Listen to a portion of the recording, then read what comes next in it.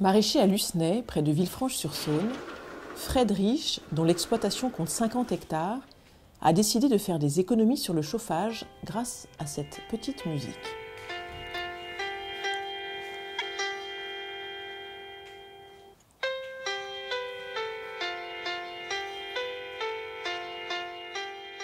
Ici, sur ces 2 hectares sous abri, il fait pousser des concombres et cette mélodie stimulerait leur résistance au froid.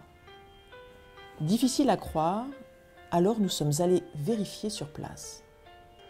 Là, on est en train d'entendre une fréquence de mélodie qui sert en partie pour la résistance à la chaleur, que la résistance aux maladies du pythium, et puis un petit peu pour la croissance aussi. Vous voulez dire que cette petite musique, elle aide les concombres à lutter contre le froid ? Cette musique permet aux concombres de supporter des températures un peu moindres que les températures qu'ils auraient besoin pour un développement normal. Donc là, on va rentrer dans une serre de concombres qui sont à stade de récolte. Voilà. Je vous laisse rentrer. En fait, la culture de concombre est une culture assez gourmande en énergie, donc en température. Il faut une moyenne de 20 degrés sur une moyenne de 24 heures. Le système nous a permis de faire des économies d'énergie, donc directement en économie de consommation de gaz, de l'ordre de 2 000 à 5 000 euros par an, suivant les années. Donc on a un budget annuel d'environ 100 000 euros de gaz, donc ça représente voilà, entre 2 et 5 %, ce qui n'est pas négligeable du tout.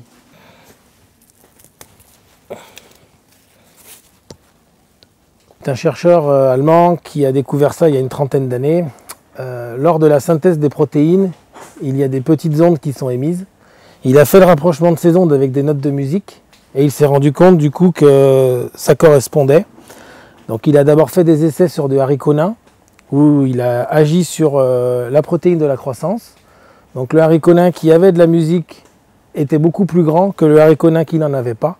C'est à partir de ce moment-là qu'il a découvert que la génomique pouvait fonctionner et favoriser la synthèse de certaines protéines. À chaque plante correspond donc une mélodie aux vertus thérapeutiques qui les aident à booster leur croissance, résister au climat et lutter contre les maladies.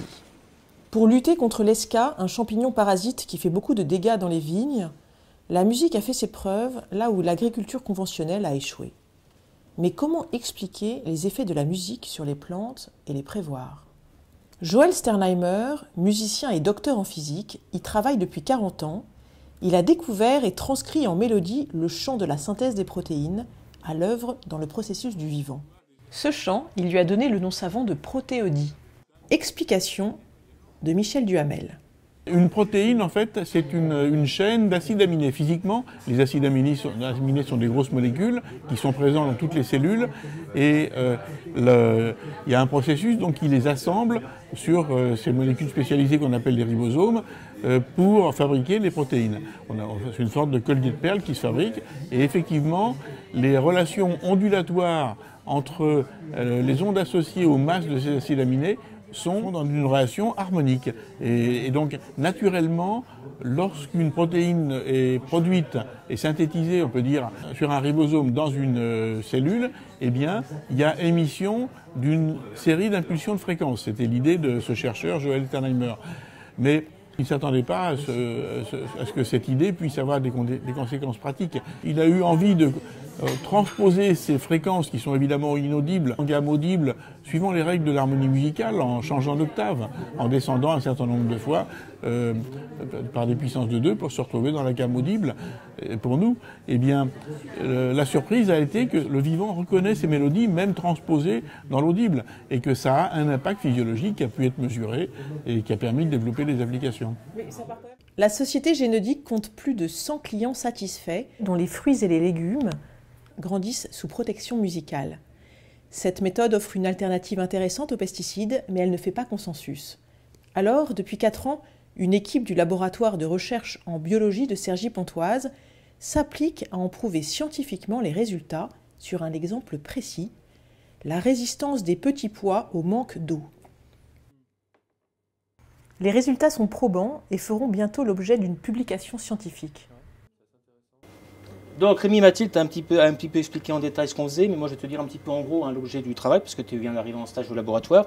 Donc en gros on fait pousser des petits pois, et ces petits pois on va les placer dans des conditions de culture différentes, et on va à chaque fois, pour chaque petit pois, le peser, mesurer la taille de l'épicotyle, et puis en fait on va récupérer les échantillons végétaux, les broyer, et faire une analyse des protéines par le système qui est ici. Donc là, tu as un système d'électrophorèse et les protéines qui ont été issues des petits pois ont été transférées sur une membrane et avec un anticorps spécifique, on va révéler les protéines qui nous intéressent. Alors la protéine qui nous intéresse, je ne sais pas si tu le sais, c'est une déhydrine. Une déhydrine, c'est une protéine d'adaptation des végétaux au stress hydrique.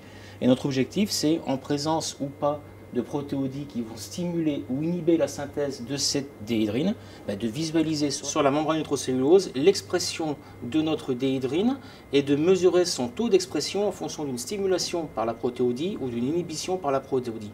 Et grâce à ça, on voit qu'on a une différence d'expression de cette protéine en fonction du traitement par une protéodie qui va stimuler ou plutôt inhiber.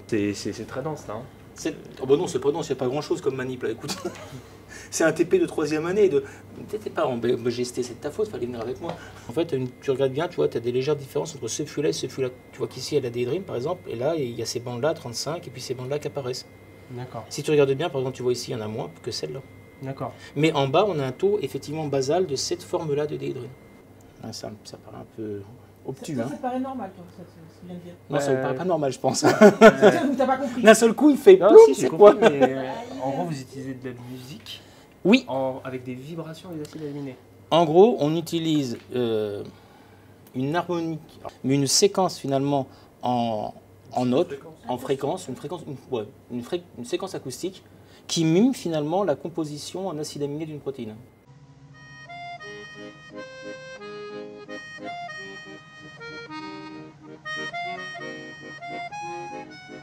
Absolument pas.